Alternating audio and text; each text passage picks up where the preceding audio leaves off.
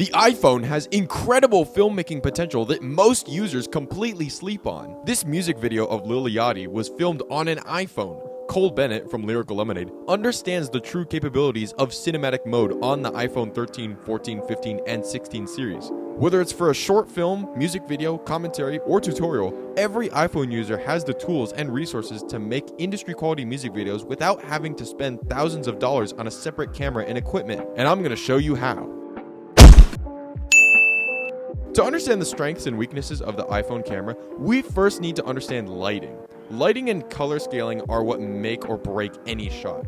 If you have an iPhone camera, you already have the hardware necessary to create shots like this, or this. But tapping into the settings, picking the right locations, and understanding where your lighting is coming from makes all the difference. Let's start with exposure. Exposure is simply how much light is being exposed to the lens. A higher exposure means a brighter shot. This changes the amount of shadows seen in a shot, which then determines the mood and warmth of its tone. I usually set my exposure to -1 as a default, and I'll explain why. Let's say you're filming a person, that's your subject. If the details of the subject are what you want to expose, say their face, the light must be from behind the camera so that it fully illuminates them. In this case, in cinematic mode, tap the F in the top right corner, then the plus/- icon, and scroll it to a higher exposure. If their presence but not their detail is important, like a shadow covering half their face, move the exposure down. I personally like to work with -1 exposure because these harsh shadows and dimmer lights create more contrasted, sharp figures. The light doesn't take attention away from the subject. Next, understand depth and focus. Too many beginner film creators default to medium shots. Everything is in the middle and not too complicated. On the iPhone, there's a depth scroller, which is with this F icon. A smaller depth will expose backgrounds better, whereas a bigger depth will expose close objects better. Change this up depending on how close your shot is. Variety in depth shots creates more engaging direction. When filming this keyboard up close, tap at the bottom of the screen until the background elements are blurry. The background should not be the focus on these shots that highlight the subject. You can even switch from background to foreground focus if you start the video, initially tap the background, then tap the subject in the same video. This transitions the audience's focus from the setting to the subject. Pretty cool, right? Next, we have motion and transitions. Motion is completely dependent on the pace you wish to use. If you're making a fast music video, not only should the shots come in faster succession, but there should be more variety from still shots to slow movement shots to fast, jittery movement back to still. It's times like these where you would use motion transitions. I'm using Kapwing right now to edit. There's a link in the description to get you started.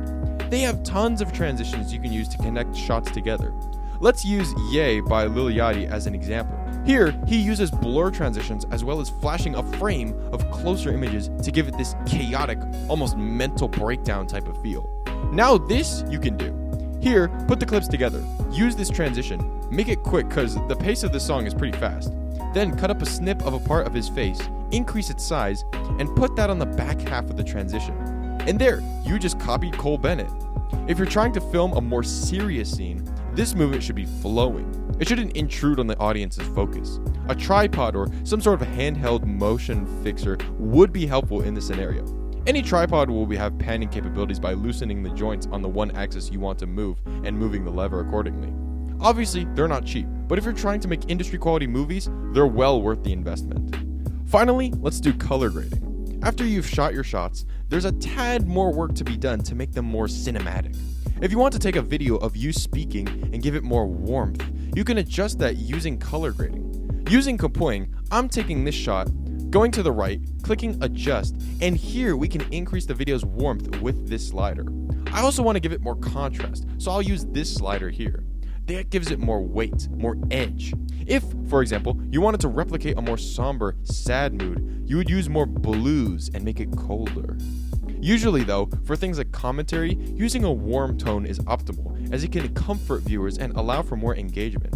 If I'm filming at night and I really want to create a more mysterious nightlife vibe, I'm lowering the exposure and increasing the saturation to make the lights more mellow, but also give them a more distinct hue. And those are my tips on how to create industry quality videos on the cinematic mode of iPhones 13 and up. I wish you the best of luck in making the most dynamic films, podcasts, or whatever productions you love to make. Thanks for watching. See you all next time, and bye!